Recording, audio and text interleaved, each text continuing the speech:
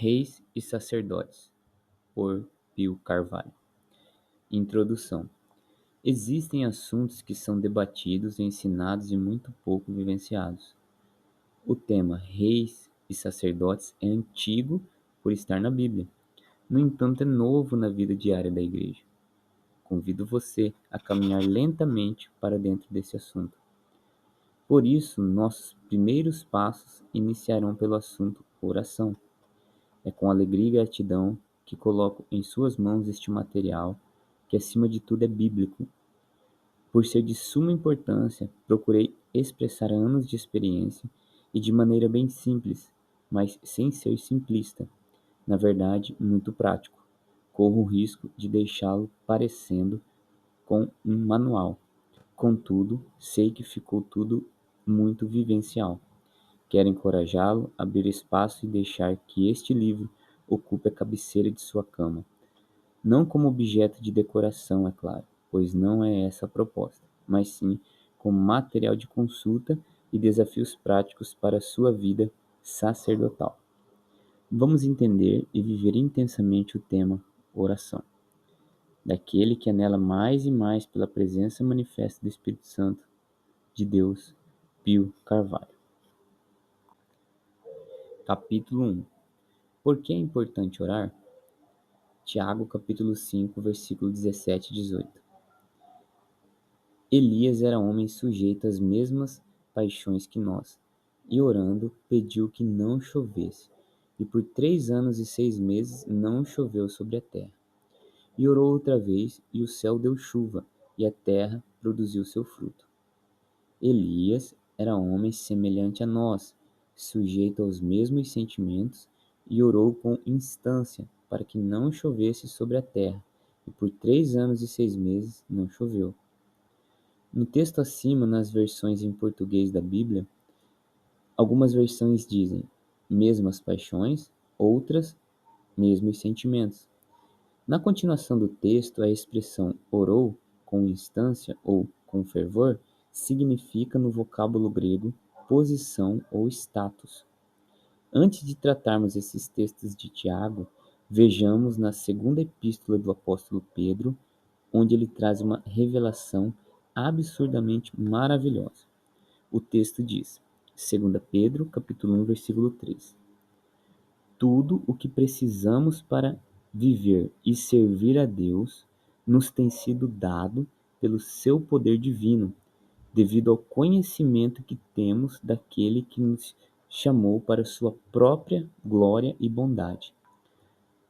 Tudo o que necessitamos para viver e servir a Deus nos tem sido dado. Que texto extraordinário! O apóstolo Pedro revela o segredo da sua vida ao dizer-nos o que ele alcançou em revelação. Viver a vida terrena de posse dessa verdade faz toda a diferença. Viver sabendo que tudo o que necessitamos já nos foi dado é fundamental para trocarmos o nosso comportamento de vítima para uma postura de governo. Pedro está revelando-nos que somos donos do nosso destino, somos governantes. O poder divino já nos foi disponibilizado. Ninguém entenderá ou exercitará a função de rei e sacerdote sem antes aprender profundamente como acionar esse poder por meio da oração.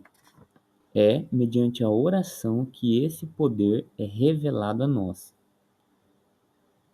A palavra de Deus ensina-nos que Jesus Cristo nos fez assentar nos lugares celestiais em Cristo Jesus. Efésios capítulo 2, versículo 6.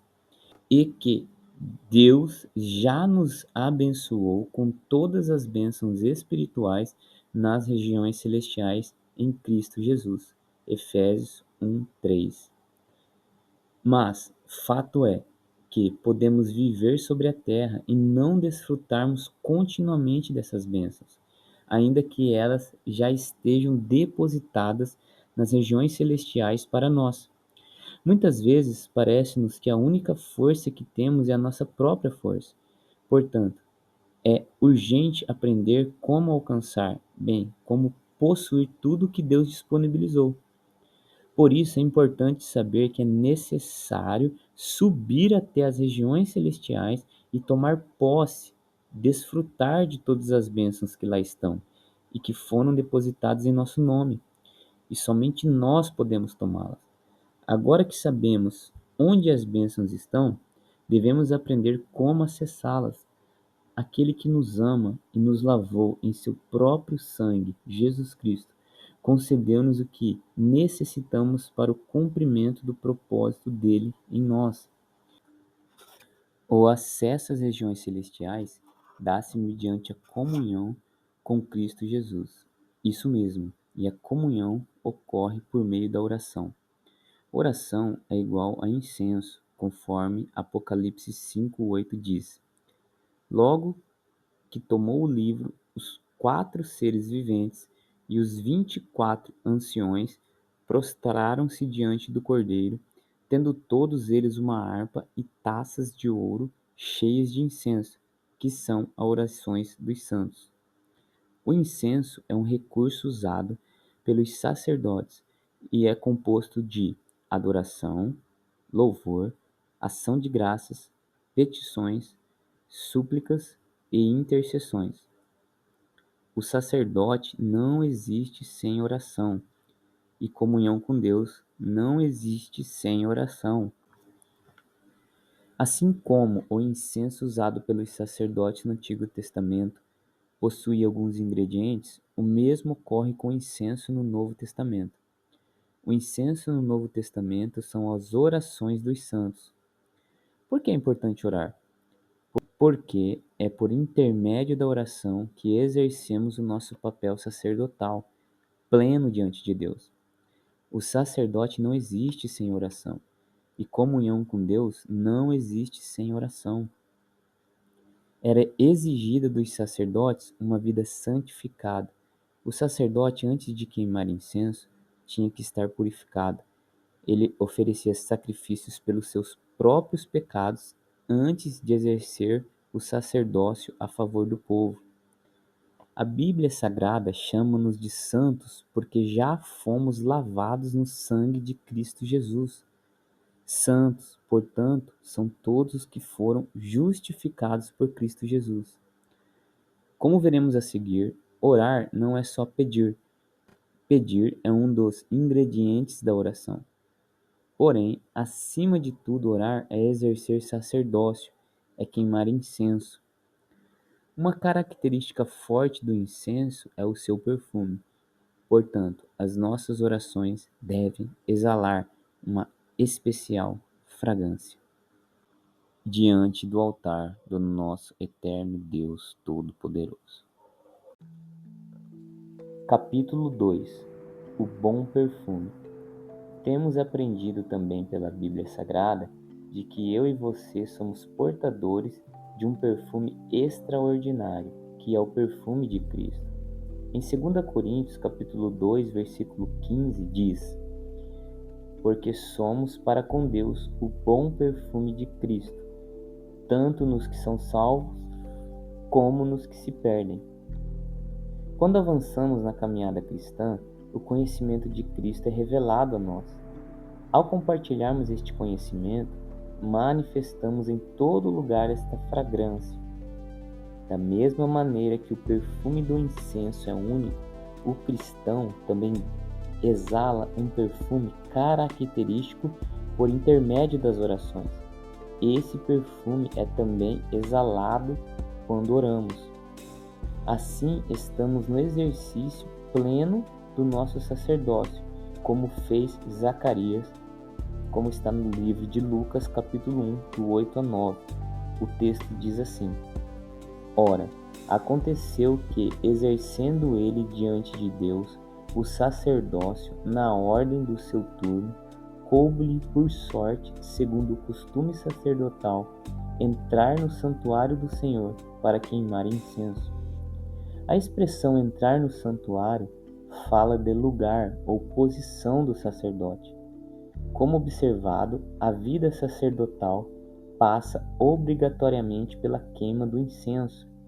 Por isso, julgo ser imprescindível estudarmos sobre oração. Quero que, com a graça de Deus, discorrer alguns pensamentos sobre este tema. Oração tem a ver com a comunhão nas regiões celestiais e com o bom perfume que usamos. Por isso, a oração é a vida do sacerdote em ação. Existe muita oração no mundo, mas poucas são eficazes. O meu propósito é falar a respeito da oração eficaz. Você gostaria de aprender a orar? Corra com muito cuidado os seus olhos sobre as palavras a seguir e com certeza algo glorioso da parte de Deus será ativado dentro de você.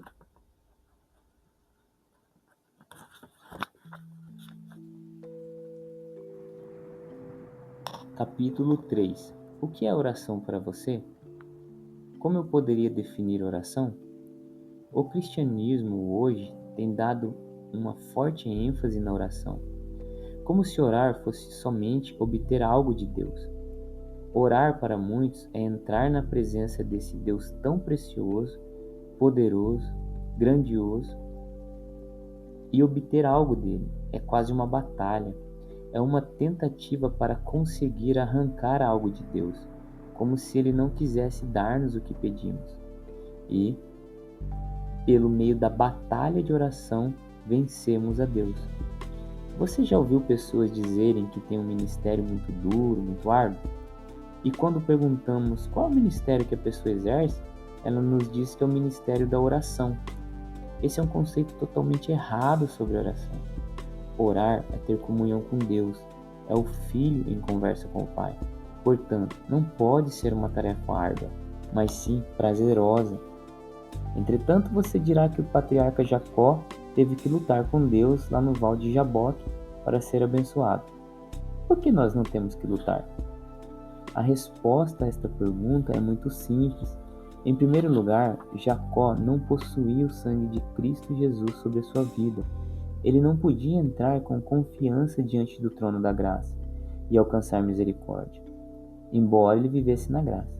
Os pecados dele faziam separação entre ele e Deus, e por isso que ele confessa sua indignidade diante de tudo que Deus lhe dera, conforme Gênesis 32:10. Sou indigno de todas as misericórdias e de toda a fidelidade que tenho usado para com teu servo, pois com apenas o meu cajado atravessei este Jordão, já agora sou 2 bandos.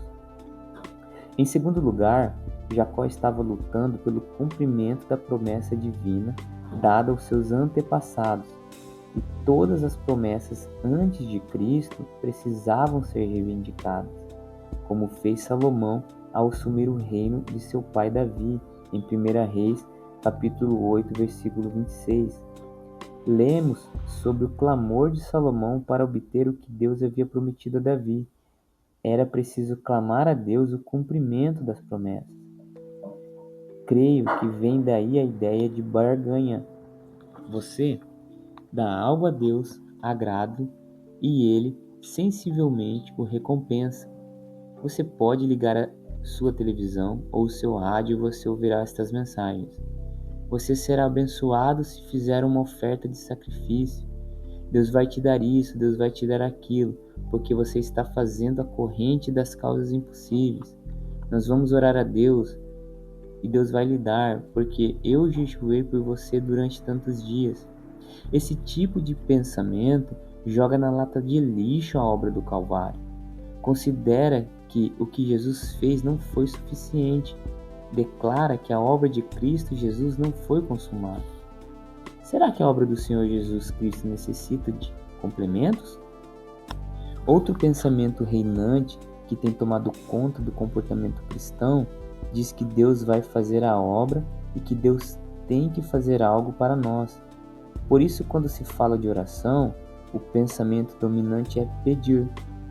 Daí então a razão de nós pedirmos pela nossa saúde, pelas nossas finanças, pelos nossos filhos, pelos nossos pais, esposos ou esposa, pelo trabalho ou pela empresa. Pedimos oração e pedimos oração e pedimos. Pedimos para alguém pedir por nós e pedindo, pedimos algo que julgamos que necessitamos, mas muitos pedidos não somam para o cumprimento do propósito de Deus nas nossas vidas. Deste modo, quando nós falamos sobre oração, sempre associamos ao pedir. Mas, por que quando nós programamos um momento de oração ou uma reunião para orar, muitas pessoas não comparecem? Porque já pediram e não receberam, e pensam que se vierem mais uma vez para pedir, não vão receber, e declaram no íntimo: como eu não vou receber, também eu não vou pedir. Aí está a causa das nossas reuniões de oração estarem vazias.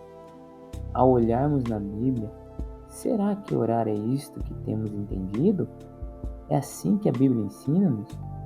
É dessa maneira que devemos nos relacionar com Deus? Chegar à sua presença somente para pedir?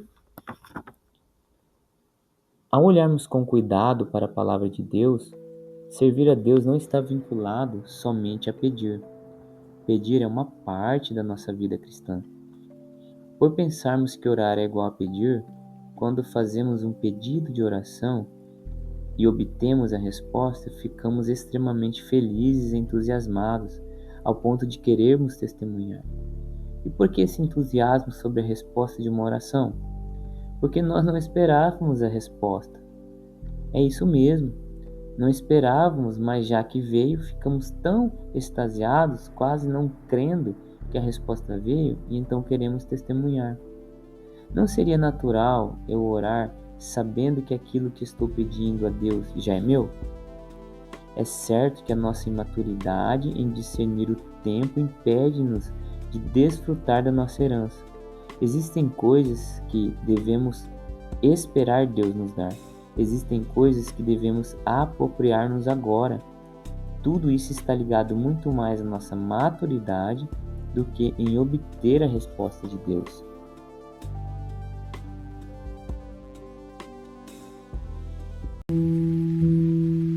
Capítulo 4. Servindo corretamente. Como devemos servir a Deus? Como devemos cultivar o nosso relacionamento com Ele? Será que o relacionamento que devemos ter com Deus é esperar que Ele faça algo por nós? Quem nós somos para Deus?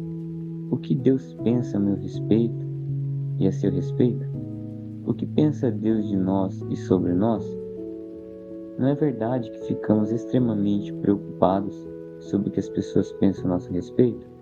Aliás, algumas pensam: vou comprar uma roupa bonita, porque isso vai causar boa impressão. E as pessoas podem até pensar e falar bem de mim. Muitos até se endividam comprando carros bacanas porque querem ser vistos como pessoas de sucesso e êxito. Alguns pensam: bens impressionam as pessoas e elas terão um bom conceito a meu respeito. Porque é muito importante saber o que as pessoas pensam a meu respeito e não temos o mesmo interesse em saber o que é que Deus pensa a nosso respeito? Você já parou para pensar sobre tudo isso? O que o Senhor Deus pensa a meu respeito? Quem eu sou para Deus? Se eu tivesse que ouvir de Deus agora o que Ele pensa a meu respeito, o que Ele diria? Nós temos interesse em saber quem nós somos aos olhos das pessoas, mas por que não temos o mesmo interesse em saber quem somos aos olhos de Deus? Nós queremos causar boa impressão, e até onde eu sei, a primeira impressão é a que fica, mas é a melhor impressão a que queremos que fique. Não é esse o nosso conceito? Quem nós somos para Deus? Qual a impressão que Ele tem sobre nós? Porque não sabemos quem somos, não podemos servir a Deus corretamente. Deus nos vê de uma maneira e espera que sirvamos baseado no que somos para Ele. Vemo-nos diferentemente da maneira como Deus nos vê. Por isso, servimos a Deus de maneira que nos vemos. Observe um exemplo simples que irá nos ajudar a entender. Deus nos vê como reis e sacerdotes.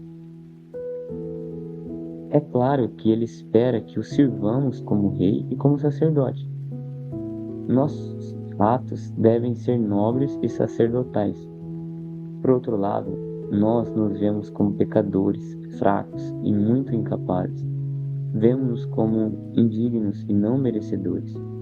sempre o serviremos de maneira como nos vemos. O resultado daquilo que Deus espera receber de nós é muito diferente do que temos oferecido para Ele. Quando a rainha de Sabá veio visitar o rei Salomão, ela ficou positivamente chocada com o que ela viu e ouviu. Salomão simplesmente permaneceu sendo quem ele era. Se fosse possível ela visitar-nos hoje, quão surpreendida ela ficaria com o nosso comportamento? Seria tão diferente de quem somos essencialmente, não é mesmo? Mesmo sendo reis, não temos nos comportado como tais. Os nossos pensamentos constroem as nossas atitudes. Os nossos pensamentos constroem as nossas atitudes. Se não sabemos quem somos, agimos de acordo com o que pensamos e não de acordo com o que somos. Logo, não podemos servir corretamente a Deus. Por isso, antes de servirmos corretamente, devemos aprender quem nós somos para Deus. Como Deus nos vê?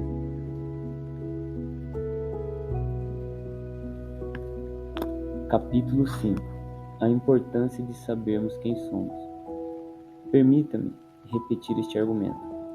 Para entendermos o assunto oração, é primordial sabermos quem somos. O nosso status aos olhos de Deus tem que ser os mesmos aos nossos próprios olhos. Isso é essencial para a oração. Por isso você precisa saber quem você é na mente de Deus. Às vezes estamos cansados e frustrados porque Deus não nos atende. Pensamentos como estes já passaram pela sua mente. Deus poderia mudar a minha sorte com apenas um sopro. Ele poderia fazer um milagre extraordinário, me colocando em outro patamar financeiro. Ele poderia mudar o meu cônjuge. Ele poderia agir com cura na minha saúde física, ou tocar na minha mente e mudar a minha inteligência. Deus pode abrir portas extraordinárias. Ele pode, eu sei que Ele pode. E já pedi, mas por que Ele não faz? Ele ficaria mais pobre se prosperasse o meu negócio? Não. E por que então Ele não faz? Você já se sentiu cansado, frustrado porque precisa de algo e então vai a Deus e bate, busca, pede, sapateia, esperneia e não recebe? Por que Deus não dá? Por quê? Por quê? Por quê? Esse é o propósito deste livro. Creio que o próprio Espírito Santo de Deus tem me impelido a escrever a minha experiência sobre oração. Na verdade, mais do que oração, estou escrevendo sobre a minha intimidade com o meu Deus, com o meu Pai Celestial. Talvez você discorde de alguns princípios que estou narrando aqui, todavia, possa assegurar-lhe que são bíblicos e por esse motivo funcionam poderosamente.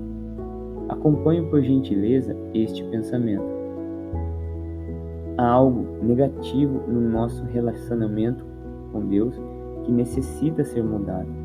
Adoramos a Deus porque nós temos necessidades. Pensamos que a nossa adoração vai mexer com Deus e Ele vai nos dar algo que buscamos. A pergunta crucial é: a nossa adoração é de fato adoração? É adoração ou é uma moeda de troca? A intenção é o que motiva a ação. Se a motivação da adoração é dar a Deus o lugar da primazia, se a adoração é a exaltação a Deus, se a adoração é o reconhecimento de quem Ele é, o único e o verdadeiro Deus, Criador dos céus, da terra, dos mares e de tudo que é neles, eu não deveria esperar nada em troca. Por que estou adorando? Pois o alvo da minha adoração é Deus e o objetivo é adorá-lo, nada mais do que isso. Verdade é que quando o adoramos e o louvor são ofertados a Deus como uma moeda de troca, não estamos adorando e louvando a Deus. Estamos dando algo a Ele com intenção de receber o que buscamos. Saibamos que Deus não admite ser manipulado. Vejamos este outro exemplo. Trazemos nossos dízimos porque a palavra de Deus diz que se formos dizimistas, Deus repreende o devorador e ele prospera as obras das nossas mãos. Então trazemos os dízimos, porque precisamos algo de Deus. Será que na essência isso é dizimar? Não é, certamente não. O dizimar está ligado à nossa fidelidade a Deus e não à fidelidade dele a nós. Dizimamos por aquilo que ele nos deu. O dizimar é um ato de reconhecimento e gratidão fiel e não uma obra com um cunho meritório. Trazemos ofertas à igreja porque a palavra de Deus diz que aquele que muito semeia, muito colhe. Ofertamos, então, porque queremos colher abundantemente. Aqui vemos o padrão comportamental e humanista. A atitude está centrada no eu e não em Deus.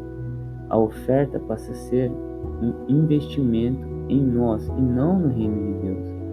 Percebemos que este tem sido o padrão, a energia, a motivação de nosso relacionamento com Deus.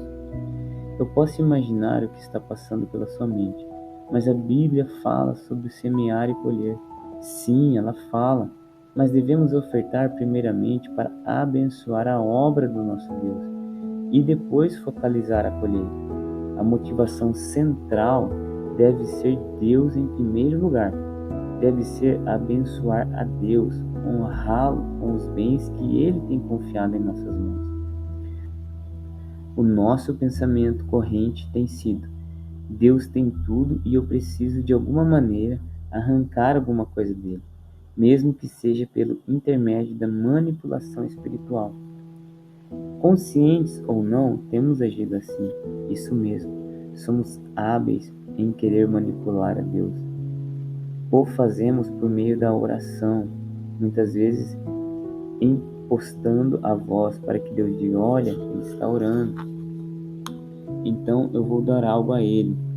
Será que conseguiremos convencer a Deus em alguma manipulação? Com certeza que não.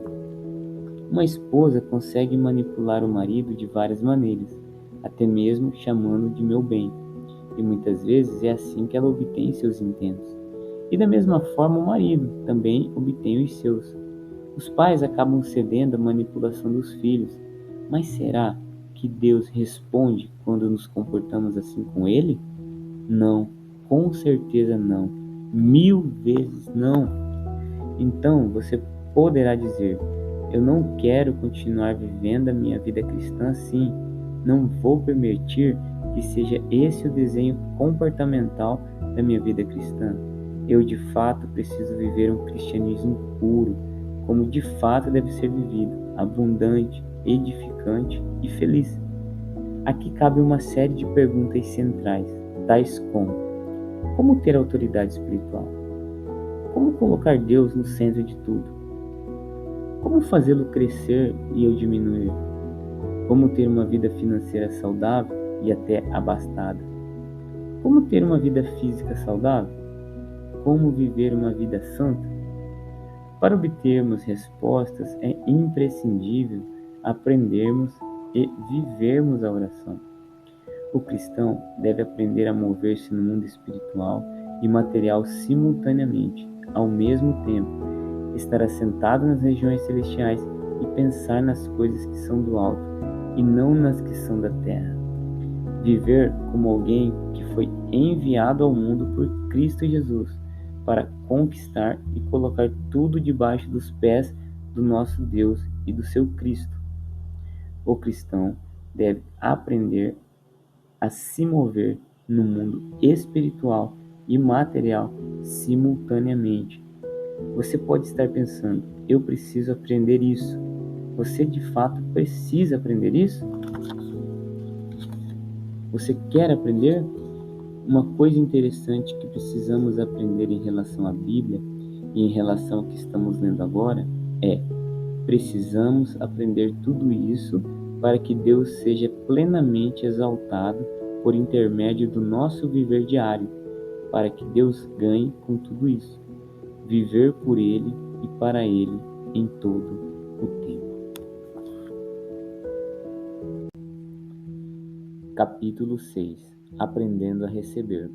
A ignorância é destruidora, pois nos lança para longe dos nossos direitos dados por Deus na pessoa de Cristo Jesus.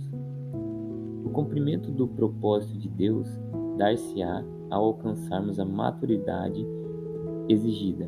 Sem maturidade, não iremos exercer o nosso direito de reinar. A maturidade é alcançada não pelo passar do tempo, mas sim mediante o conhecimento revelado e a prática no viver diário desse conhecimento. Em Hebreus, capítulo 5, versículo 12, diz: Pois, com efeito, quando devieis ser mestres, atendendo o tempo decorrido, tendes novamente necessidade de alguém que vos ensine de novo quais são os princípios elementares dos oráculos de Deus. Assim vos tornaste como necessitados de leite, e não de alimento sólido. No verso 13 do mesmo capítulo diz: Mas o alimento sólido é para os adultos, para aqueles que, pela prática, têm suas faculdades exercidas para discernir não somente o bem, mas também o mal. A vida cristã não é conceitual, mas prática. Praticar a revelação bíblica é uma tarefa árdua, pois mexe com a nossa zona de conforto. É necessária uma mudança de mente. O nosso modelo mental necessariamente precisa mudar. A nossa alma não pode permanecer no controle das nossas vidas. O controle tem que passar para as mãos do Espírito Santo, que habita em nosso espírito. Meu irmão, deixa-me dizer algo sério. Pense que você é uma pessoa privilegiada pelo que você está lendo hoje. Deixe-me repetir, você é um privilegiado por estar lendo estas palavras hoje. O controle tem que passar para as mãos do Espírito Santo, que habita em nosso espírito. Contudo, não basta ler essas palavras de sabedoria e revelação, porque muitos têm lido e para nada tem sido aproveitado. Em Hebreus 4, versículo 12 diz: Porque também a nós foram anunciadas as boas novas, como a eles, mas a palavra que ouviram não lhes aproveitou, visto ter sido acompanhada pela fé naqueles que a ouviram. Aqui há uma revelação para você. Quando lemos e ouvimos a palavra de Deus, um dos segredos é: não queira entender, receba. Misture fé na palavra dada por Deus. A compreensão dá-se na alma, mas o crer é no espírito. Com o coração se crê. Para absorver melhor isso, preste atenção neste exemplo de Abraão. Quando Deus disse a ele: Abraão, olha as estrelas do céu, pois assim será a sua descendência. Em Gênesis capítulo 15, versículo 5. Será que Abraão olhou e disse para Deus: Senhor, não entendi, explique-me melhor. Deus, como o Senhor vai fazer e quando o Senhor vai cumprir essas promessas? Foi isso que Abraão perguntou? Vemos que Abraão recebeu a promessa e disse: Eu creio, Deus. Agora, como e quando isso vai suceder? Como isso vai se materializar? Não é problema meu. O problema é seu, ó Deus. E é claro que Deus não tem problema algum. Meu irmão, apenas receba a palavra de Deus. Antes de tudo, foi escrita para ser crida, antes mesmo de ser entendida. Quero compartilhar com você como eu faço quando alguém me entrega uma palavra da parte de Deus. Certa vez, por ocasião do meu aniversário, recebi uma ligação de um pastor amigo, um homem já de idade, que mora em outro país. Ele me disse, abre aspas, Filho, estive orando por você, pela passagem do seu aniversário, e quero parabenizá-lo. O Espírito Santo colocou no meu espírito 3 palavras para você. E ele começou a falar, e na terceira palavra ele disse assim, abre aspas, o Espírito Santo me disse que ele vai lhe dar algo tão grandioso que vai exigir mais de Deus do que de você, porque você não poderá lidar sozinho com tudo o que ele está lhe dando. Você pode imaginar isso? Deus vai me dar algo tão grandioso que vai exigir mais dele do que de mim mesmo. Isto é uma declaração sobre a minha vida. Como será isso? Eu não sei. eu somente creio e recebo a palavra dada por Deus por meio de seu servo. O que é grande importância é que as palavras que são entregues da parte de Deus tenham respaldo na Bíblia Sagrada. Não podemos receber todo tipo de palavra que nos são entregues. Neste meu caso, é um pastor idoso e amigo e que tem uma trajetória de vida santa na presença de Deus. Veja a base bíblica que usei para respaldar o que me foi entregue. Em Efésios capítulo 3, versículo 20 diz que Deus é poderoso para fazer infinitamente mais do que pedimos ou pensamos. Deus pode nos dar algo tão grandioso que necessitaremos da gestão dele no negócio. Como Deus vai fazer? Qual vai ser o processo? Qual o tempo ou o modo? Isso não é comigo, é com o próprio Senhor. Precisamos aprender a receber a palavra de Deus com fé. A semente está sendo semeada.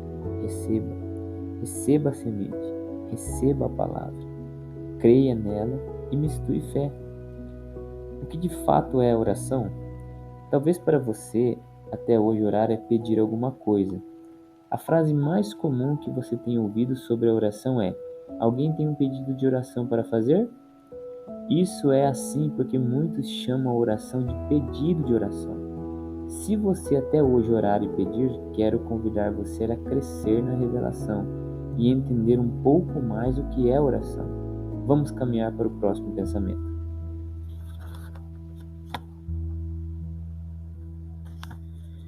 Capítulo 7. Crescendo na revelação. Êxodo, capítulo 3, versículo 15 e 16. NVI.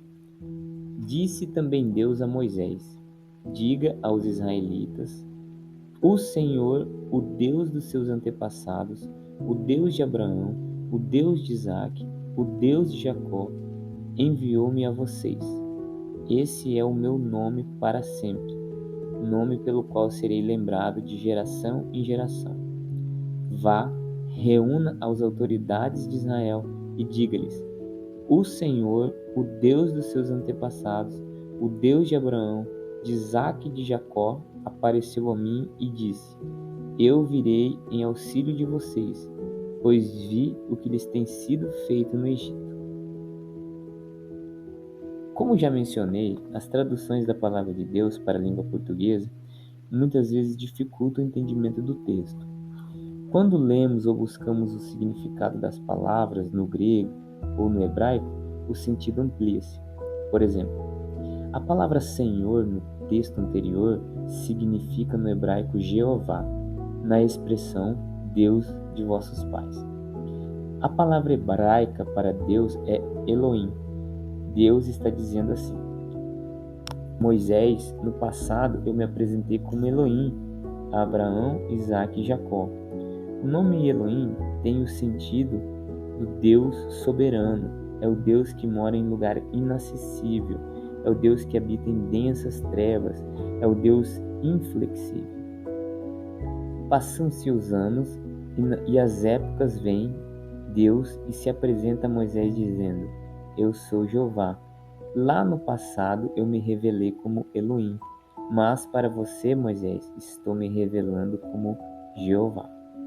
E qual a diferença dos nomes? Jeová é o Deus da aliança, do pacto. Jeová é o Deus de toda a provisão. Jeová é o Deus Emanuel. Jeová é o Deus que diz: construa para mim uma tenda, um tabernáculo, porque eu vou morar no meio do meu povo. Jeová é o Deus que quer estar no meio do seu povo durante todo o tempo que ocorrer a travessia do deserto. Jeová é o Deus que demonstra ter saudades do seu povo. Deus não havia se revelado a Abraão como sendo o Deus presente, o Deus que se importa tanto conosco ao ponto de escolher morar numa tenda no deserto. Essa revelação ocorre somente agora, foi dada a Moisés. Isso não significa que Deus deixou de ser Elohim. Significa que o padrão de relacionamento agora ampliou ainda mais. Deus quer ser conhecido como Jeová. A revelação começa em Gênesis e conclui-se, fecha-se no Apocalipse. Se você vier até Apocalipse, você verá como Deus se apresenta lá. Ele se apresenta como Yeshua, Jesus de Nazaré. E qual a diferença de Elohim de Abraão, Isaque e Jacó, o Deus Jeová revelado a Moisés e Jesus de Nazaré? Toda a diferença. É diferente porque Jesus de Nazaré se fez carne. Jesus de Nazaré andou entre os homens. Jesus de Nazaré veio morrer a nossa morte.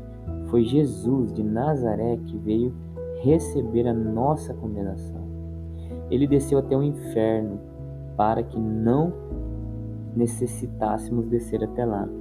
O nosso relacionamento com Deus não se baseia em Isaque, pois Isaque não é a semente de Abraão, nem se baseia em Moisés e o Sinai, que representa a lei, mas se baseia unicamente na obra redentora de Cristo Jesus, o Deus Emanuel.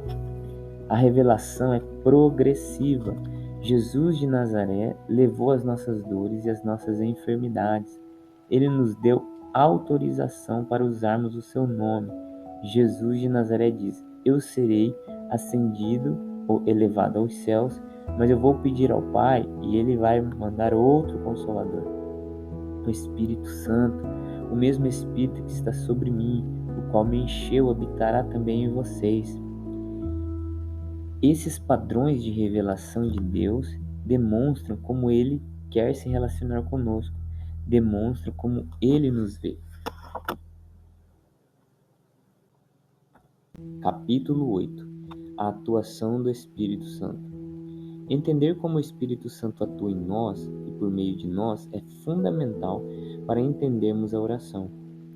O Espírito Santo é uma pessoa que habita dentro de nós. Isso mesmo. O mesmo Espírito que habitou em Cristo Jesus agora habita em nós.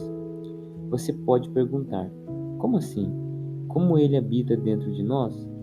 Aqui cabe uma simples, porém necessária explicação, pois alguns cristãos não sabem o que pensar quando a Bíblia declara que o Espírito Santo fez morada em nós. Já me perguntaram: é como se um ser, um garoto, morasse dentro de mim? Não. Perceba como nós não conhecemos a Bíblia. Como é então? A Bíblia diz que o Espírito de Deus tornou-se um com o nosso espírito. Nós somos um com o Senhor, um com o Espírito Santo. Como assim? Todas as nossas obras espirituais têm a atuação do Espírito Santo. Na hora que estendemos a mão, Ele também estende a mão dele conosco. No momento em que caminhamos, Ele também caminha. Quando declaramos a palavra de Deus, o Espírito Santo também declara. Quando estabelecemos o governo de Deus sobre a terra, o Espírito Santo está juntamente conosco, estabelecendo o governo. Significa que existe uma unidade entre nós e o Espírito Santo. A sua declaração é a declaração dele. Ele se torna um conosco e um em nós.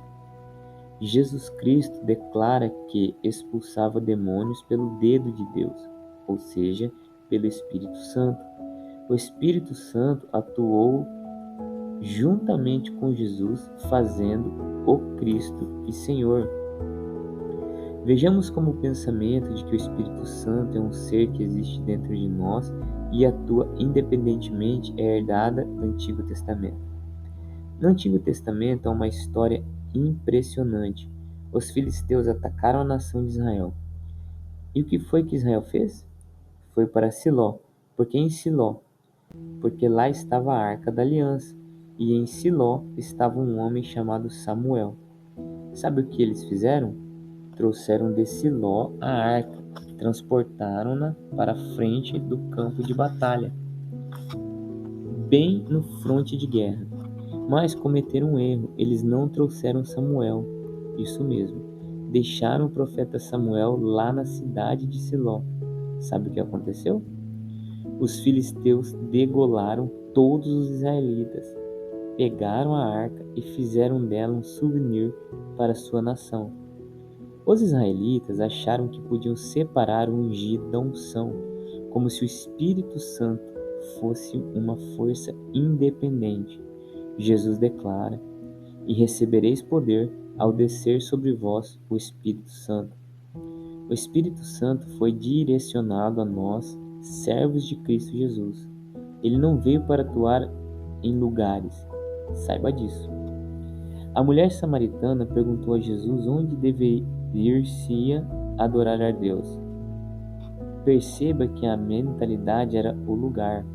Jesus declara que a hora já chegou no qual o lugar não é mais essencial, mas sim o adorador. Deus não procura adoração, mas adoradores, que o adorem em espírito e em verdade. O Espírito Santo veio para morar e atuar juntamente com os santos de Deus. Ele habita em nós e age por meio de nós. É essencial que você entenda isso. Se calamos, o Espírito Santo se cala. Se ficarmos trancados em um quarto, o Espírito Santo ficará trancado em um quarto. Quando estendemos a mão e tocamos o enfermo, o Espírito Santo está tocando juntamente conosco o enfermo. O pensamento de que o Espírito Santo vai fazer algo e nós somente vamos assistir não é bíblico. Este pensamento é condenado pela palavra de Deus, pois é o pensamento de que somos os robôs. Muitos cristãos dizem assim: se estou falando de fulano de tal como homem e não homem de Deus, que ele é, falo do Pio como homem, não como servo de Deus. Alguns outros dizem: o meu marido como líder é uma pessoa exemplar, mas como marido deixa muito a desejar. Nunca queira separar a unção do ungido. Não funciona assim. O erro dos israelitas de muitas pessoas é achar que se pode falar mal de pessoas sem falar mal do Espírito Santo que habita na pessoa. Não é possível. Creia-me, não é possível. Quem somos está intimamente ligado a quem habita em nós. A unção poderosa que havia na arca necessitava do ungido Samuel para fluir e desbaratar os inimigos de Israel. Quem somos está intimamente ligado a quem habita em nós. Quem habita em nós está intimamente ligado ao que Jesus Cristo fez por nós. A obra de redenção é a realidade na vida daqueles que recebem a abundância da graça. Ao entendermos estes princípios bíblicos, entendemos que somos aos olhos de Deus e agora estamos preparados para o assunto chamado oração.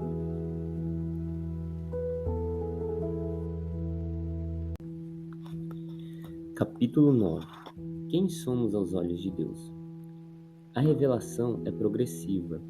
Já aprendemos essa verdade. Nós conhecemos hoje mais sobre fé do que os heróis da fé. Nós conhecemos hoje mais sobre o poder do que homens que foram tremendamente usados com poder no passado. Nós conhecemos hoje mais sobre oração do que muitas pessoas. Como o próprio Elias, que orou e a chuva não veio. Como Josué, que orou e o sol parou. Podemos crer nisso? A Bíblia diz em Ageu, capítulo 2, versículo 9. A glória dessa última casa será maior do que a da primeira, diz o Senhor dos Exércitos. Neste lugar darei a paz, diz o Senhor dos Exércitos. Isso mesmo, está escrito que o fim é melhor que o começo. Os dias em que vivemos são dias do fim.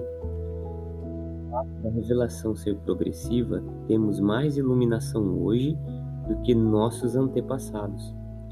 Deus está descortinando, mostrando para mim e para você o que aqueles amados irmãos do passado não viram, não conheceram. Vamos voltar ao assunto do início, sobre como Deus nos vê. O que Deus pensa a meu respeito, a seu respeito, a nosso respeito? Vejamos o que a palavra de Deus diz por meio do apóstolo João, que estava exilado na ilha chamada Patmos, onde ele teve essa revelação, essa visão, e ele escreveu dizendo: João, às 7 igrejas da província da Ásia, a vocês graça e paz da parte daquele que é, que era e que há de vir, dos 7 Espíritos que estão diante do trono e de Jesus Cristo, que é a testemunha fiel, o primogênito dentre os mortos e o soberano dos reis da terra.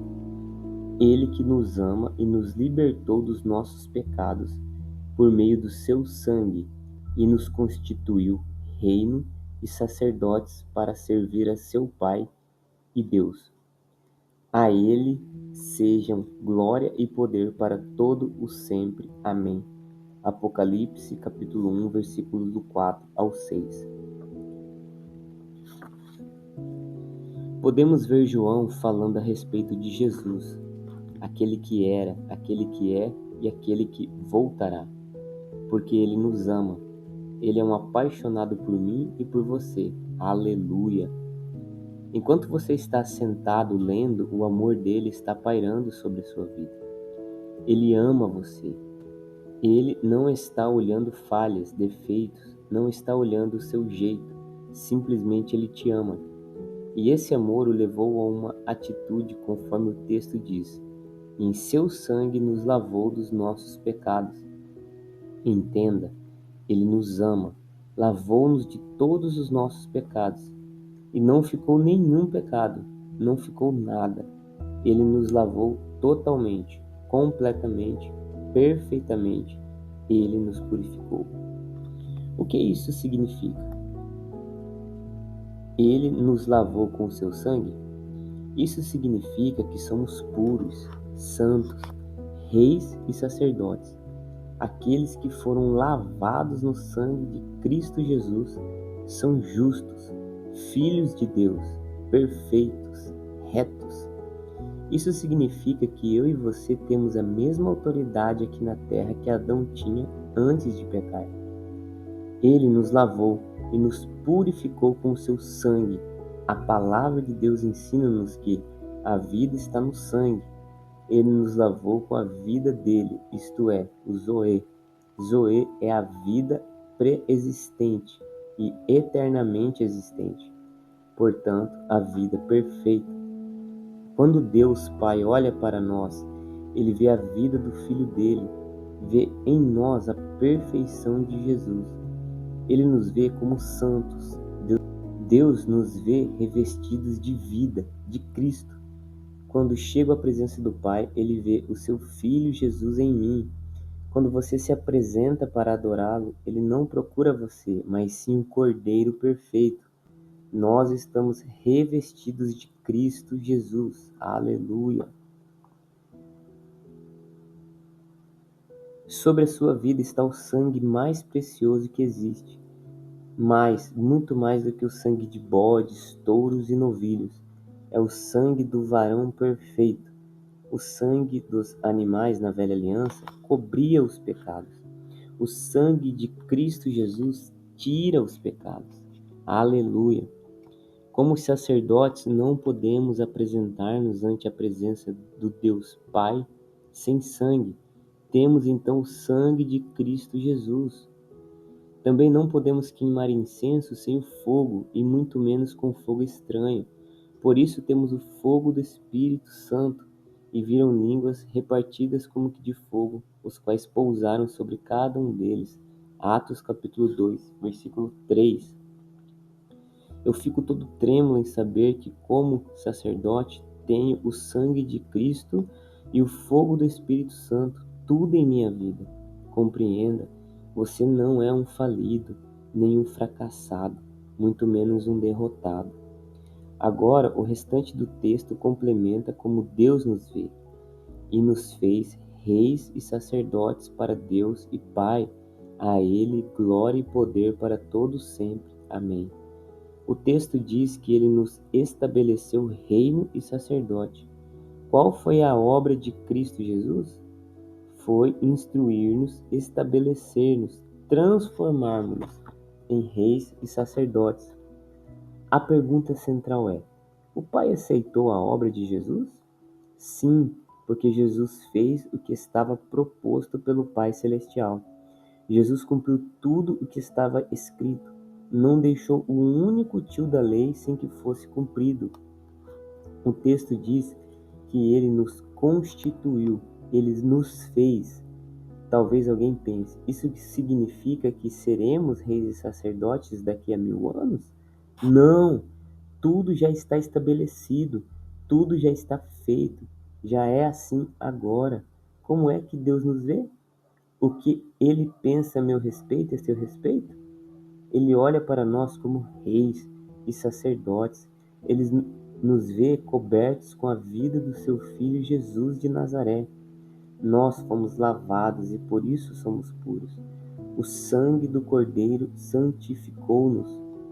Por esta razão, ele não entende a nossa meninice, nossa estupidez, quando nos ajoelhamos diante dele e começamos a chorar e a dizer: Deus, eu tenho uma vida.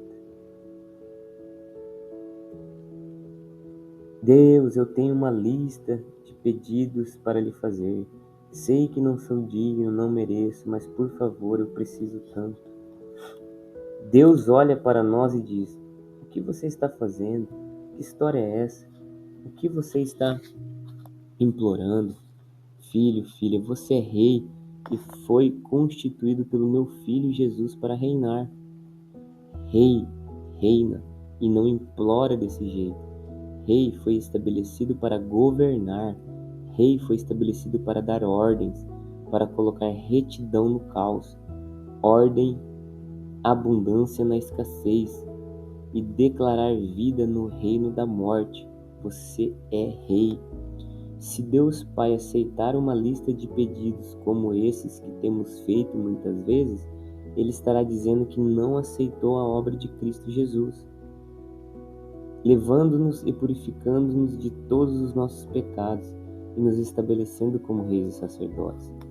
Muitos estão implorando, mendigando, e é por isso que Ele não atende a lista de necessidades.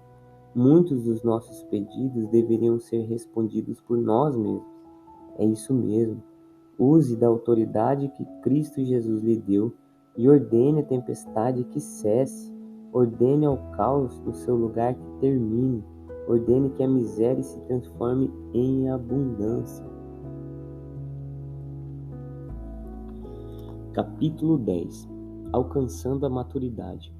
Então você me pergunta, por que nós nos comportamos como pedintes e como derrotados? Essa é uma pergunta maravilhosa. Vejamos o que a palavra de Deus diz, em Gálatas capítulo 4, versículo 1. Digo-vos que todo o tempo que o herdeiro é menino, em nada difere do escravo, ainda que seja senhor de tudo. O herdeiro, o príncipe menor de idade, é igual ao escravo. Isto quer dizer que se eu não cresci na graça e no conhecimento de Cristo Jesus, conforme a Bíblia instrui-me, não tenho maturidade espiritual. Sou aos olhos de Deus como um menino, como um escravo. Não posso tomar decisões de governo. O apóstolo Paulo declara que os cristãos da igreja de Corinto eram meninos. Menino não reina, uma vez que está debaixo de tutores. Não pode determinar nada. Embora, ou seja, dono de tudo, como menino não posso acessar tudo que Deus depositou nas regiões celestiais. Porque, sendo como menino, sou como escravo. E o que é que caracteriza o escravo, o menino? Jesus disse: eu já não vos chamo os escravos ou servos, mas vos chamo de amigos. Por quê? Porque o servo não sabe o que faz o seu senhor. O que caracteriza um escravo é o que ele não sabe, é totalmente ignorante. Isso mesmo, não tem conhecimento, não tem revelação. Em uma viagem aos Estados Unidos, em meio a alguns afazeres, parei por um momento para ver alguns programas evangélicos na televisão. Dou graças a Deus por ter tantos programas evangélicos na televisão norte-americana. Mas, amados, é simplesmente impossível ouvir algumas mensagens de alguns pregadores. Muitos deles não sabem a diferença entre antes de Cristo e depois de Cristo. Pregam os textos do Antigo Testamento como se estivessem as mesmas aplicações para os dias atuais, como nos dias antes de Cristo. Para alguns pregadores, tanto faz se Cristo veio ou não veio. Por isso a Bíblia nos diz que o escravo não sabe, ele é menino, ele não sabe, por isso ele não pode reinar, ele não pode governar. Porém, até mesmo os meninos desfrutam do mínimo. Você pode imaginar um filho ou uma filha de 10 ou 12 anos chegando a você e dizendo: Papai, mamãe, eu preciso pedir-lhe algo. Sim, o que você quer, meu filho? Você me deixa almoçar hoje? Estou com muita fome. Você acharia um absurdo. Por quê? Porque é filho e, como tal, ocupa uma posição. E esta posição confere a ele o direito legal de ter acesso a todo o alimento que você, pai, possui. Os nossos filhos são herdeiros legais de tudo que possuímos. Mas, para os filhos terem o direito de acessar tudo isso, faz-se necessário ter a maioridade. Aqui começamos a entender o que é orar. Por isso, uma das definições de oração que eu tenho é: oração é um relacionamento com Deus e partir da posição de maioridade que ocupamos. Se soubermos quem somos e como Deus nos vê, o sentido de orar muda totalmente. A Bíblia chama esta consciência de maturidade. O herdeiro menino recebe o que os tutores dizem que pode receber. O herdeiro maduro determina, em consenso com o pai, como vão governar.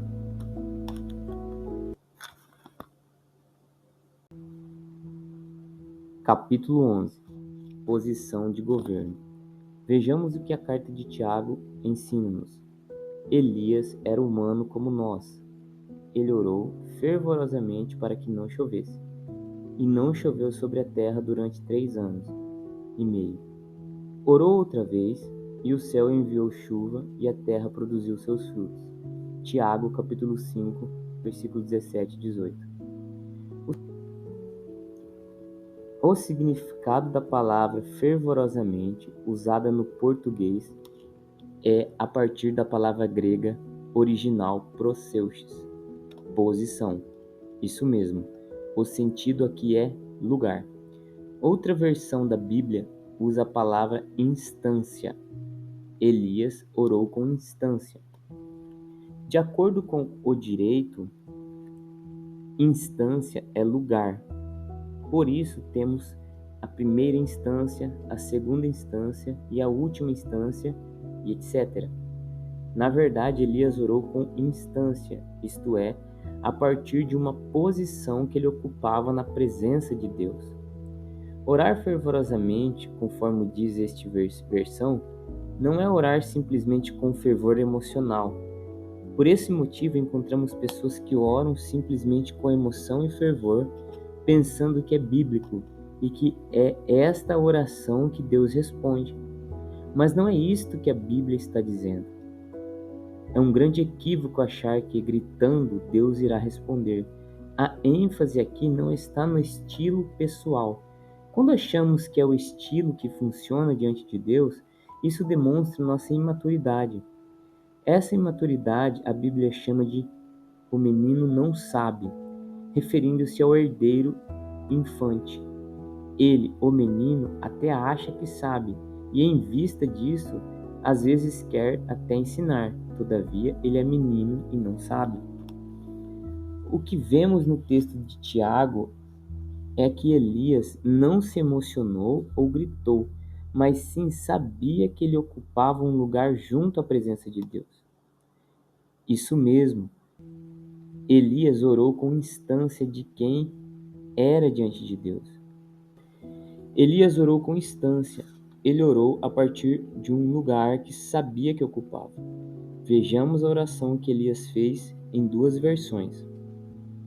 Ora, Elias, o tesbita da Tisbe de Galiléia, disse a Acabe: Juro pelo nome do Senhor, o Deus de Israel, a quem sirvo, que não cairá orvalho nem chuva nos anos seguintes, exceto mediante a minha palavra. 1 Reis 17:1. Então Elias, o tisbita, dos moradores de Gileade, disse a Acabe: Vive o Senhor Deus de Israel, perante cuja face estou, que nestes anos nem orvalho nem chuva haverá, senão segundo a minha palavra. 1 Reis 17:1. Quem é Acabe? Ele é o rei de Israel. E quem é a rainha? Jezabel. Isso mesmo, a mulher que substituiu o culto a Deus pelo culto a Baal. Elias vai até o rei Acabe e diz: Vive o Senhor, em cuja presença estou. Perceba que Elias está dizendo a Acabe: Eu ocupo uma posição na presença de Deus. Por isso eu declaro que nestes anos nem orvalho nem chuva haverá sobre a terra, senão segundo a minha palavra. Essa foi a oração que Elias fez. Mas a minha pergunta é: Elias falou com o rei Acabe ou falou com Deus? Ele falou com o rei Acabe. Vejo que a oração de Elias para não chover 3 anos e meio nem foi feita diretamente a Deus. Ele declara: Rei Acabe, eu digo que, segundo a minha palavra, não haverá chuva nem orvalho nestes anos. A pergunta é: quem era rei em Israel? Elias ou Acabe? Elias era rei e sacerdote de fato. Elias tinha a voz de governo sobre a nação. Ele disse: Acabe, vai acontecer assim, e acontecia. Elias assume sua posição de autoridade, posição real e sacerdotal. Isso tudo aconteceu ainda antes de Cristo. Podemos imaginar agora, depois de Cristo, onde eu e você estamos. Agora todos os nossos pecados foram lavados no sangue do Cordeiro. Agora Jesus nos constituiu na presença do Pai como reis e sacerdotes. Podemos imaginar a autoridade que existe, que reside em nossa vida? Mas a graça de Deus colocou-nos assentados nas regiões celestiais. Começamos a descobrir que Deus colocou-nos em uma posição de filho maduro. Não somos mais escravos e condenados à perdição eterna. Isso mesmo, por estarmos em Cristo, nenhuma condenação existe sobre nós. Ocupamos agora a posição de reis e sacerdotes. E é a partir dessa instância que oramos a Deus, nosso Pai Celestial. E quem nos colocou nessa posição foi o próprio Deus. Não merecíamos e nem galgamos essa posição pela nossa performance ou desempenho, mas a graça de Deus colocou-nos assentados nas regiões celestiais. Agora somos santos, justos e herdeiros do próprio Deus. É desse lugar de governo e honra que fazemos nossas orações.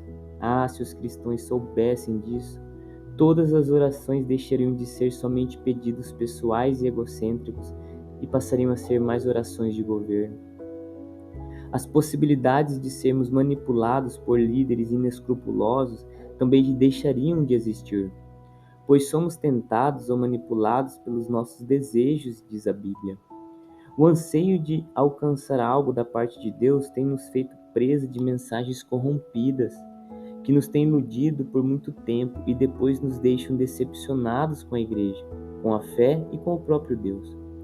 Por isso, algumas pessoas escandalizam-se quando eu digo: meu irmão, o diabo não é teu inimigo. Ele já foi colocado debaixo dos nossos pés, já está vencido. A única tarefa dele, segundo a Epístola de Pedro, é ser nosso adversário. A palavra adversário no grego é antidikos, cujo sentido principal é um oponente diante da lei. A Bíblia diz que Jesus Cristo removeu toda a maldição da lei. Ele cumpriu toda a lei. Jesus removeu o escrito da dívida que o diabo tinha contra nós, cravando na cruz. O diabo não pode mais usar a lei para derrotar-nos, mas a ignorância sobre o que Jesus Cristo fez por nós é a arma mais poderosa do inferno e é o que tem nos escravizado. A nossa ignorância é o que tem dado forças ao nosso adversário. Quando pensamos de maneira errada, agimos de maneira errada. A Bíblia diz: o meu povo está sendo destruído porque lhe falta o conhecimento. Oséias capítulo 4, versículo 6. E conhecereis a verdade vos libertará, disse Jesus. Semelhantemente, o rei Acabe era adversário, mas não inimigo de Elias. A declaração do profeta tinha esse sentido: Rei Acabe, eu, Elias, estou dizendo, não haverá chuva nem orvalho, porque eu estou asseverando. Essa é a minha declaração. E será assim. Nada será diferente da minha palavra. Somente quem sabe, não desconhece qual posição ocupa diante de Deus, pode declarar assim. É com o saber da revelação que deixamos de ser meninos. Toda declaração que fazemos deve estar alicerçada na palavra de Deus. E por 3 anos e meio não choveu, segundo a palavra de Elias. Isto é orar. Como rei, não vamos implorar a Deus. Como rei, vamos declarar. E, quando declararmos, saberemos que irá acontecer, pois já não somos mais meninos. Aleluia, aleluia. Toda declaração que fazemos deve estar alicerçada na palavra de Deus, pois Deus vela pela palavra dele. Ao entendermos tudo isso, cabe uma reflexão. Quem é que está governando o Brasil? Somos nós, reis e sacerdotes constituídos por Deus, ou estamos deixando nas mãos do nosso adversário? Precisamos entender que não estamos mais na posição de pedintes, mas sim na posição de reis. Eu e você não somos vítimas, temos o controle em nossas mãos. Por isso eu digo com certeza que Deus não nos dá a cura, Ele nos dá a posição e a palavra que cura. Deus ainda não te prosperou? Saiba que Ele te deu a posição e a palavra que prospera. Agora é o seu momento de assumir e declarar a palavra da fé que está junto de ti, que está no teu coração e na tua boca. Deus ainda não materializou tudo debaixo dos teus pés? E nem vai, pois Ele já deu a posição e a palavra que subjuga. Quando declaramos a palavra da fé, tudo se materializa debaixo dos nossos pés. É hora de assumir quem somos e a posição que Deus já nos deu. Deus não irá fazer a obra, Ele já fez. Jesus Cristo de Nazaré declarou na cruz: está consumado. Entre pelas portas da empresa que Deus confiou em suas mãos e diga: em nome de Jesus Cristo, eu assumo autoridade nesse lugar e estabeleço o governo de Deus e o reino dos céus aqui. Eu digo agora: há prosperidade, há abundância, há crescimento. Agora é a hora de chamarmos à existência as coisas que não são como se já fosse. Isto é orar. Vá diante do espelho e declare: ossos, eu os declaro saudáveis em nome de Jesus Cristo Nazareno. Pele, você está saudável em nome de Jesus Cristo. Nervos e músculos, vocês estão saudáveis em nome de Jesus Cristo. Declare por causa da posição que Jesus constituiu a você. Não aceite mais que Satanás aflige-o com dor, com doenças, com medo, com escassez ou com o pecado, porque Cristo Jesus estabeleceu você como rei, e não como um doente, falido e destruído. Ele fez você rei, e não um rei fracassado. Ele nos fez reis e sacerdotes para o seu Deus e Pai. Eu ocupo a posição que Jesus diz que eu ocupo.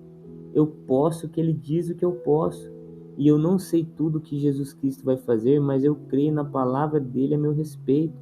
A palavra diz que assim e assim será. O mesmo Deus que diz haja luz e houve luz está dizendo: você é rei, você é sacerdote. É o mesmo Deus, a mesma palavra e o mesmo Logos, é o mesmo verbo. Saiba e creia que a palavra dele não volta vazia. Isso é orar. Capítulo 12. Adão como governo. Podemos imaginar Adão antes de ter se rebelado contra a vontade perfeita de Deus, antes da queda lá no Éden? Deus vem todos os dias e assenta-se ao lado dele. E o que Adão faz? Será que ele se ajoelha e diz: Deus, me ajude, eu estou com medo do leão? Deus, eu estou inseguro. A dúvida constantemente assola minha mente. Será que as aves dos céus, os peixes e os animais irão se submeter a mim, obedecendo a minha voz? Era esse o comportamento de Adão diante de Deus? Era isso que Adão fazia nos encontros diários com Deus? Não, claro que não. Naquele momento sacerdotal, Deus pergunta: Adão, como foi seu dia? A resposta de Adão era sempre: maravilhoso, Senhor. Mas por que foi maravilhoso? Porque foi o Senhor quem disse. Então disse Deus: façamos o homem à nossa imagem, conforme a nossa semelhança. Domine ele sobre os peixes do mar, sobre as aves do céu e sobre os animais grandes de toda a terra e sobre todos os pequenos animais que se movem rente ao chão. Gênesis capítulo 1, versículo 26. E disse Deus: façamos o homem à nossa imagem, conforme a nossa semelhança, e domine sobre os peixes do mar, sobre as aves dos céus, e sobre o gado, e sobre toda a terra, e sobre todo réptil que se move sobre a terra. Gênesis 1, 26. Quem foi que disse que o homem iria dominar sobre tudo que Deus criou? Foi o presidente norte-americano? Ou o presidente do Brasil? Quem disse? Foi Deus quem disse. Isso mesmo. A mesma voz perfeita e poderosa que havia dito: haja luz e houve luz. O texto bíblico diz que o homem seria dominado ou dominador? Dominado pelos peixes do mar? Dominado pelas aves dos céus? Dominado pelos grandes, pequenos animais? Dominado por tudo que se move? Foi isto? Não, claro que não. Capítulo 13. Você no governo. Deus criou você para dominar ou para ser dominado? Deus criou você para a pornografia, te dominar, ou para você dominar a pornografia? Deus o criou para as dívidas subjugarem sua vida ou para você governar a abundância? Para você ser escravizado pelo ódio, pelo medo, pela inveja ou ganância? É claro que a obra da cruz deu-nos um status de mais do que vencedores. É certo que Jesus Cristo lavou-nos no seu sangue, purificou todos os nossos pecados, justificou-nos e nos santificou e nos fez assentar com Ele nos lugares celestiais para exercermos a função de reis e sacerdotes servindo ao nosso Deus e Pai. Em Apocalipse capítulo 1, versículos 5 e 6 diz: aquele que nos ama e pelo seu sangue nos libertou dos nossos pecados e nos constituiu reis e sacerdotes para o seu Deus e Pai. A ele a glória e o domínio pelos séculos dos séculos. Amém. Enfim, fomos criados para exercer governo sobre toda a obra da criação. Esse é o propósito eterno de Deus. Quando Deus é glorificado em nossas vidas? Quando andamos em seu propósito. Imaginemos agora a mesma cena, mas da maneira que ela ocorria dia após dia. Adão está sentado no jardim, no Éden, e Deus pergunta a ele: tudo bem, Adão? Adão responde de forma leve, segura e muito confiante: graças a Deus. Deus, tudo está bem. Que animal é aquele ali, Adão? Um elefante, Senhor. Ah, você colocou o nome daquele animal de elefante, exclamou Deus. Sabe, Adão? Legal, gostei do nome. E assim ocorria em cada decisão tomada por Adão. Você pensa que Deus questionou alguma decisão que Adão tomou enquanto estava lá no Éden? Não, claro que não. Você acha que Adão pedia permissão a Deus para tomar alguma decisão ordinária e corriqueira? Não, claro que não. Ou então será que Adão esperava Deus fazer aquilo que era atribuição dele fazer? Adão entendeu claramente qual era a sua função. Adão exerceu o pleno governo. Sim, na sua totalidade, Adão fazia o Éden funcionar. Adão sabia que o responsável pelo governo do Éden era ele e não Deus. Ao contrário de Adão, muitos de nós estamos esperando Deus fazer algo por nós ou liberar uma grande bênção. O fato é, Deus já nos abençoou com toda sorte de bênçãos. Subamos com incenso diante do trono da graça e com ousadia, pois alcançamos graça e misericórdia e vamos exercer o governo sobre a terra, não no milênio, mas agora. Deus já nos abençoou com toda sorte de bênçãos. Jesus veio e demonstrou em todo momento que estava na mente da divindade quando decidiu criar o homem. Quando Jesus Cristo andou sobre as águas turbulentas do mar da Galileia, ele não estava dando uma demonstração de exibicionismo. Ele não estava querendo se promover aos olhos dos discípulos ou humilhá-los. Jesus tinha o propósito de ensiná-los que ele viera trazer de volta o poder que Adão perdera no Éden. Isso mesmo, Jesus declara a chegada do reino de Deus, um novo tempo, onde o príncipe deste mundo foi julgado e destituído de todo o poder e domínio que Adão lhe havia entregado. Permita-me dizer a razão pela qual temos muita dificuldade com essas verdades. O salmista Davi revela-nos que em pecado fomos formados, em iniquidade fomos concebidos por nossas mães. Nascemos em pecado e nascemos debaixo do domínio das trevas, do medo e de total escravidão. Por causa do pecado, a morte reinou sobre todas as áreas das nossas vidas, tais como espiritual, emocional, familiar, financeira, física, enfim, todas as áreas.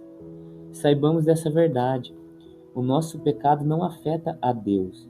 O nosso pecado afeta-nos de tudo aquilo que Deus tem para nós.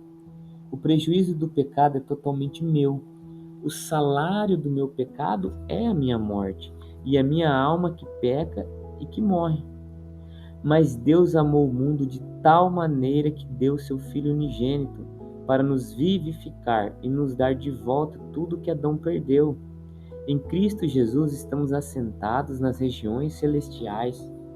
Essa obra divina a Bíblia chama de graça. Sem uma compreensão mínima dos fundamentos da graça divina, não podemos começar a reinar. É imprescindível passarmos pela metanoia, mudança de mente, arrependimento. Deve haver uma troca do nosso modelo mental. É necessário receber a abundância da graça de Deus para reinarmos em vida. Em Romanos 5,17 diz: se pela ofensa de um, por meio de um só, reinou a morte, muito mais os que recebem a abundância da graça e o dom da justiça reinarão em vida, por meio de um só, a saber, Jesus Cristo. Sem que recebemos a abundância da graça, não podemos reinar em vida, diz a palavra de Deus. Vamos sonhar um pouco? Vamos participar de uma reunião de oração. Você entra nesta reunião como rei e sacerdote, não como um derrotado e inseguro. O seu falar é diferente, você fala em línguas estranhas. O local está cheio de gente e alguém pergunta: o que vocês vieram fazer? Orar. Alguns respondem: sobre o que vocês vão orar? Nosso primeiro motivo é orar pelo nosso prefeito. Como devemos orar? Esse moderador pergunta. Você dá um passo à frente e diz: vamos orar assim. Você então começa a orar: eu declaro um governo justo nessa cidade. Eu declaro a perfeita vontade de Deus sendo feita nesta cidade. Eu declaro os corruptos fora da nossa prefeitura. Eu declaro toda a ganância, todo espírito maligno que está enganando agora, desbaratado, saia da nossa prefeitura em nome de Jesus. Eu declaro, eu declaro. Você percebe que a ênfase aqui é governar? Devemos fazer uso do poder que Deus nos deu e colocar a ordem no caos. Portanto, orar não é só pedir, não é uma obra egocêntrica. Orar é chamar a existência do reino de Deus e materializar a vontade dele aqui na terra como ela é feita no céu. Voltando à reunião de oração. Nesse momento, algumas pessoas presentes não estão entendendo o que você está fazendo. Todos esperavam você pedir que Deus fizesse alguma coisa na prefeitura, mas nunca esperavam que você desse ordens como um governador. Então você explica o que todos já deveriam saber. Irmãos, estou estabelecendo um governo justo e reto. Estou chamando agora a existência do reino de Deus na prefeitura. Então você continua orando. Eu chamo a existência uma cidade saudável. Eu chamo a existência. E as demais orações continuam nessa direção. A Bíblia diz que a oração de um justo é poderosa e eficaz. Aleluia! Percebamos, amados, que o resultado seriam outros. O avanço do reino dar-se-ia de forma acelerada. As estruturas das trevas seriam postas em derrocada. Não estaríamos esperando Deus fazer algo. Nós faríamos o que Deus nos disse que deveríamos fazer. Aqui encontramos a prática do propósito do nosso Deus. Aqui somos reis que reinam e sacerdotes que ministram diante de Deus. Através da queima do incenso, cumprimos nossa tarefa. Aqui assumimos quem somos aos olhos de Deus. Fomos feitos reis e sacerdotes. Aqui assumimos agora quem somos aos nossos olhos. Fomos feitos reis e sacerdotes. Que assim seja, em nome de Jesus Cristo. Conclusão. É óbvio que não estamos esgotando o assunto tão central e importante como a oração. Esses aspectos abordados aqui servem apenas para darmos os primeiros passos na nossa vida sacerdotal prática. O importante é saber que orar é ocupar a posição de ministrar diante de Deus, é reinar e governar manifestando o reino de Deus, que é justiça, paz e alegria no Espírito. Essa posição é alcançada somente pela obra de Cristo Jesus na cruz. Pela graça, fomos perdoados, vivificados e ungidos com o Espírito Santo. Jesus constituiu-nos reis e sacerdotes. Estamos a serviço do nosso Deus e Pai. Aleluia. Glórias a Deus.